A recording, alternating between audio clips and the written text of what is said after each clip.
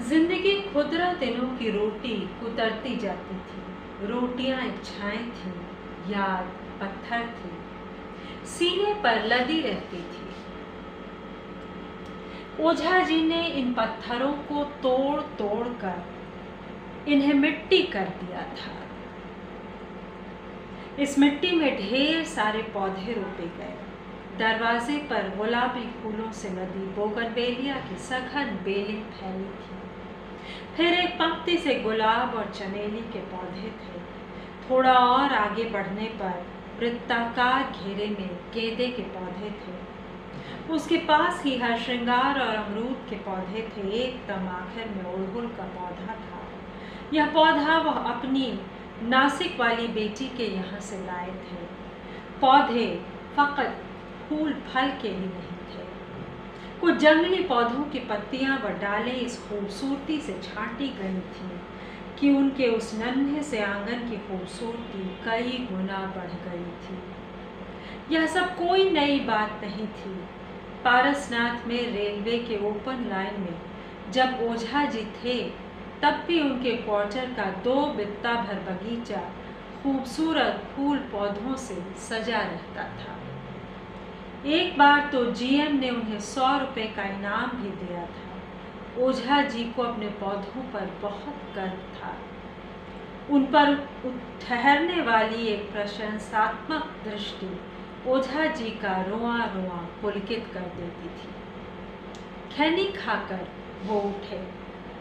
जनेऊ को आहिस्ता आहिस्ता पीठ पर रगड़ते हुए आंगन में आए। एक एक पौधे के पास ठहरे।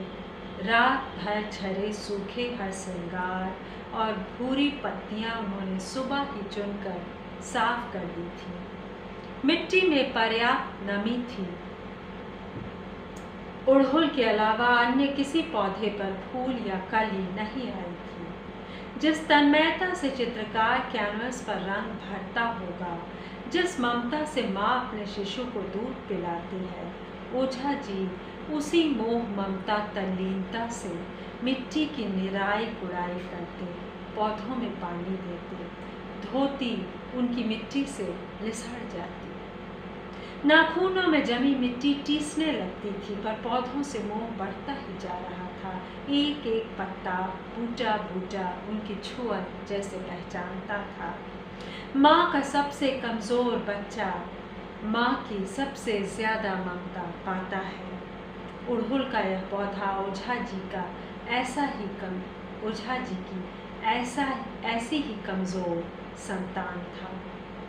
अब तक कभी इस पर एक भी फूल नहीं पनपा था। पत्ते चिकने चमकीले सुंदर थे। टहनियाँ भी सुडौल थी। ओझा जी अक्सर पौधे की छटाई करते। समय से खाद पानी सब होती।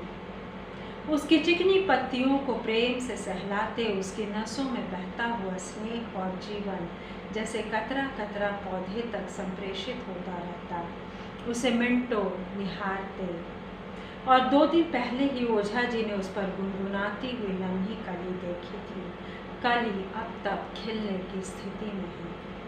ओझा जी ने आहिस्ता से कली को छुआ, मुस्कुराए, पनोहा पर आ गए। नहाने के लिए चापाकल चलाते वक्त पैर की नसें तड़ तड़ करती थीं, पूरी देह टटाती थी। बूढ़ा आदमी देह से नहीं, हिम्मत से चलता है। हिम्मत ही थी वह जो मानने ही नहीं देती थी कि अब उनकी देह थक रही है। यद्यपि वे स्वयं कहते, बड़ी उम्र हो गई बा हमारी। पर यही हिम्मत जब चूकने लगती तब बुखार सिर पर चढ़ने लगता या पेट परेशान करने पर उतारू हो जाता। ओझा जी अक्सर ही कहते, प्राण को देह से बहुत मोह होता है। प्राण जल्दी देह नहीं छोड़ना चाहता, पर देह तो अयोग्य हो जाती है। इसी मोह के कारण मृत्यु के समय आदमी को कष्ट होता है। जब तक यही मोह उन्हें बांधने लगता, छूटी हुई चीज़ों और लोगों का मोह, मित्र परिजन बंधु पत्नी और पौधों का मोह तो था ही।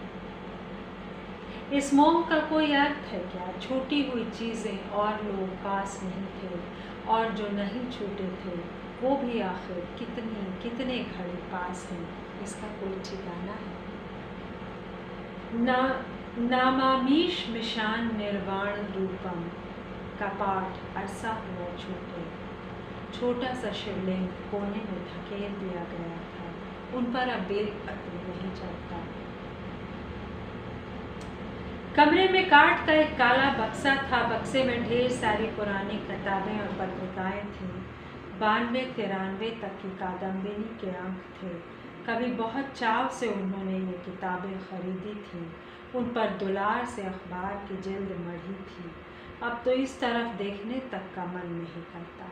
बक्से में धूल अटी पड़ी थी। ओझा जी कपड़े से धूल झाड़कर किताबें सजा रहे थे। बहू खाना लेकर आई थी। बाबूजी खाना रख दो। ओझा जी पूर्ववत किताबें सजाते रहे। बहू खाना पानी रखकर चली गई। किताबें रखकर उन्होंने बक्सा बंद कर दिया।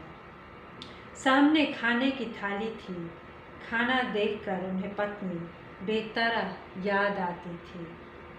पत्नी को तब नाम से पुकारे जाने का चलन नहीं था। सुन तारू हो ही कहकर काम चला लिया जाता था। पत्नी खामोशी से ही आगे पीछे डोलती रहती थी। उनके आसन पर बैठ जाने के बाद ही थाली में गरम खाना परोसती। ओझा जी कितनी देर खाते, जितनी देर खाते वो बेना डोलती रहती। तो दोस्तों, ये कथा अंश है कार्तिक का पहला फूल उपासना के कथा संग्रह। एक ज़िंदगी एक स्क्रिप्ट भर से, और ये पहली कहानी, ये शीर्षक कहानी भी मैंने पढ़ी और अच्छी लगी। कुछ विनोद कुमार शुक्ल की शैली से मिलती जुलती, प्रभावित, खूबसूरत बुनावट वाली कहानियाँ, खूबसूरत कथ्य वाली कहानियाँ, जनजीवन से निकली, जनजीवन की भाषा में लगभग।